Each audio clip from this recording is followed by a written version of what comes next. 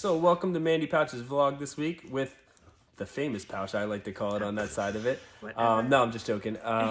So this week we are going to go, and she asked me kindly to go through what it costs to do weekly racing, just racing in general.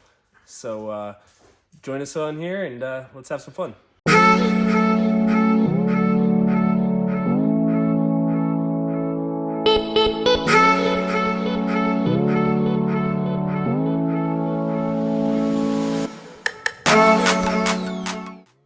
So this is kind of an interesting conversation because it kind of goes into twofolds. Depends on what you race, depends on what's going on. But I figured I'd start with just like a modified and what your average weekly thing is. So down here, my rule of thumb is if you can't get in the top 5, you actually lost money on that night. So you need to get top 5 to at least break even on that side. Looking at the overall costs.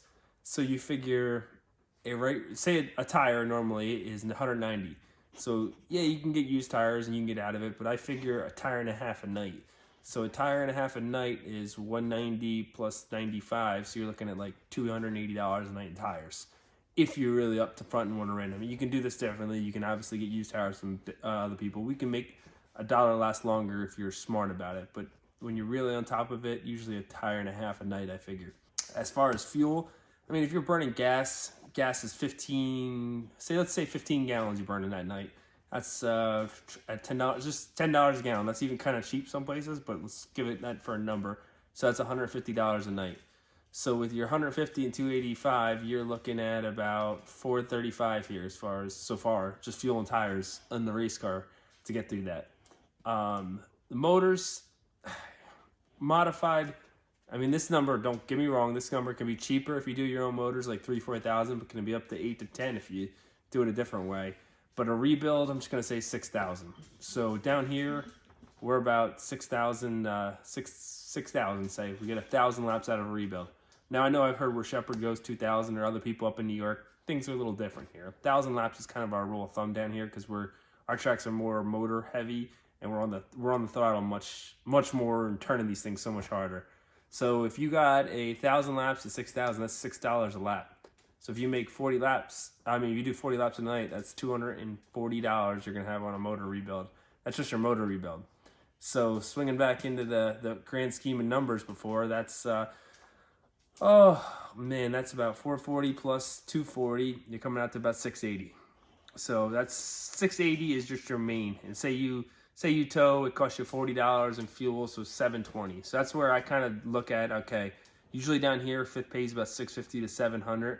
So if I can walk out with $650 to $700, I covered my overall cost for the night.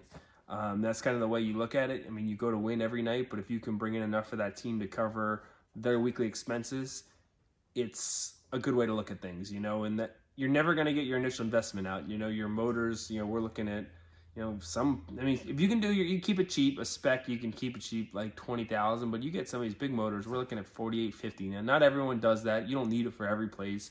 You can get different things, used ones, move things around, but you're never going to get, a frame and body now lists for about 10,000 on a dirt modified. There's different aspects of it, but then I always look at the initial investment is your investment that you're probably not going to get back out. It's just being able to cover your weekly expenses through the whole year. I mean, that's not even taking into effect your wear and tear, your parts you got to replace. There's different things. But you can look at other things like the 600 micros. They're cheaper, they're less motor build. Probably them you can run for, on a reasonable budget, $200 to $300 a week on that side of it. And that's kind of what you need to figure. So if you're looking to get into racing, you're kind of figuring, okay, well, what do I do? Probably you can do a slingshot, a 600 micro or something like that, and be competitive for $200 to $300 a week after initial cost. If you're obviously looking at this, I tell people if you're going to get into it, look, hopefully you have 15 to 20,000 saved to get started in the business. Just even at any level, that's even tough in a modified, but on that you could get a good crate car and get started. But you could probably race between $200 to $300 a week, and if you look at your budget and you can afford it and you've got a place to house it, go have some fun. You know what I mean? It's not for everyone, but it's a reasonable way to look at things. Sponsorship makes a big play into this side of it. So, if you can kind of come into a deal and have some, have people help you with tires, have people help you with fuel, have people help you with motors.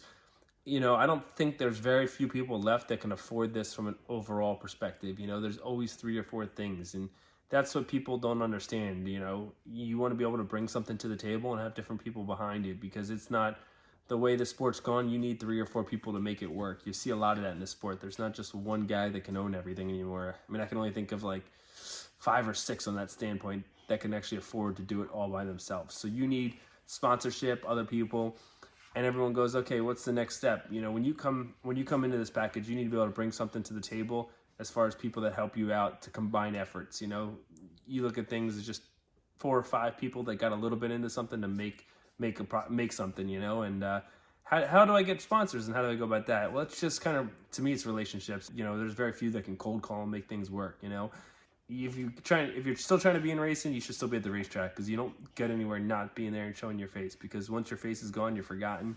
And unfortunately, that's not what goes to it, you know. And people look at everything from the outside, say, oh, how do you come up with this? It's just a whole bunch of moving parts that make it work and make the finances to come together to do it. I mean, you know, we're going to Florida, you know, somebody takes care of the rooms, somebody takes care of the tire bill, and then you get to the end of it and you're like, all right, this isn't as bad, but you can't justify going down there and spending $6,000 to $8,000 to go race for 1 week where you don't know if you'll get it back. You just got to be able to make 3 or 4 people and say, okay, let's go have some fun, let's get a vacation, we want you to do good. That's what we can do. And that is how you make things go, and that's how you stay in this business longer than a flash in the pan say. So you want to get into maintenance. So I mean, I'm a little nutty, because I really work on this a lot more than most. Actually, not most. I shouldn't say that, because there's people who work on it just as much, if not more, you know. If you're really good, it's about 3 hours to wash one. If you don't wreck, you're looking at 2 to 3 hours of maintenance, and then you're looking at another night for tires, fuel, shocks. I would say with a good week, you're looking at 2 to 3 nights in the shop and 1/2 a day to wash the car, and you're back at it. Now that's with, you don't bust a rear, you don't need to fix a body. You know, that's, to me, that's the driving factor, is the amount of time in this. And everyone goes, oh, what's hurting racing? Well, here's the problem. Most people can't afford to do it, so they got to work a second job. If you're working a second job, you can't work on a race car. And I think that's where 80s and 90s has changed. And that's a proven point. You know, you can see, you know, on the internet, it's gotten expensive. Well, yeah, you can afford it, but you need to work a second job. And to do that, you can't afford to do it. And that's where you see a lot of crates and stuff pick up, where you run every other week, where people can still get that second job and get ready in time. But the problem is if you don't race a lot, you don't get really good either. So it's a catch-22 in things and how it all works. I mean, you need a lot of diehards and a lot of people to make it work. I mean, I drew, you know, guys last year that, you know, I got a guy that takes a train into the city every day, but he'll get to that shop at 6 o'clock at night and work on that shop every night, and he's been up since 4 o'clock when he gets there. I mean, you got to love the sport and enjoy it, because it's definitely an expensive ride, and you always do the best you can with the amount of money you have in your budget. You're never going to have the perfect. You always try to have the best. But if someone says, you got to be honest, if someone says, hey, I can't just do that right now, hey, let's make the best of what we got to do. How else can we spend our money to get better? You know, you're never going to have that unlimited budget. You know, people look at it, oh, he's got an unlimited budget. Well, there's really always a budget somewhere in place, no matter which way you look at it, unless you're really, really fortunate. And I can only think of 2 of them, 3 of them on my hands, you know, in racing right now. So you play within your cards. That doesn't mean you can't beat those guys. It just means you got to play better with your dollar bills. It makes sense. I mean, this is a perfect example, and I don't know why he's coming up, is, Matt Shepard. He started his own team. He got about 4 or 5 people behind him, and he's got a pretty killer team, and he doesn't have a full-time guy. But then there's, Stu, he has his own deal with Hallmark there, but he needs a full-time guy because he's going on the road with a truck. So you got to have a reliance on different things, and you got to look at the overall picture of what makes sense. If you, say you win 14, 15 races with everyone with full-time guys, that's a pretty good year compared to someone that does this full-time. So not taking anything away, but just be happy for what you are. Some people like to spend it on it. Some people like to spend money different ways, and just making it all together is what kind of brings the whole race team together. So this is, in a nutshell, this is kind of like what it takes to get weekly and come from there. You start in the baseline, and I was watching last night, a friend of mine, he's married, him and his wife are working in the shop on a Friday, Saturday night. He's got lucky, he's got a wife that'll work on the car. He's a crate racer down to Egypt. He probably spends $300-400 a week overall the whole year, but at that point he has no kids and stuff, so it's within his budget. But you got to have a hobby. I look at this as my golf game. If I have a good golf year, it was a great year. If I had a bad one, it wasn't a good one. But you're never gonna get that far. So I take it as, let's go have fun. Let's make the best of it. Do it within your budget. this is what I can do. You got to sit down before you get a plan. Sit down and figure out what can I spend to make this work, and what can I do on a weekly basis, and what's within my budget. And if that's $200-300 a week, hey, can I go out and get $3,000 from a sponsor? Okay, that adds $100 to my weekly budget. You know, if I get $5,000 from this guy, you know, or just tires, you know, fuel. You'd be amazed. Like, you know, there's so many people that come on board. Like Philip's Garage, he helps me out. He got his parts last year, which was huge. It's a big weight lift building a new car. Another guy bought a transmission, rears, just that knick-knack stuff is what lets you build from the bottom up. And that's how you get a few people together to make something.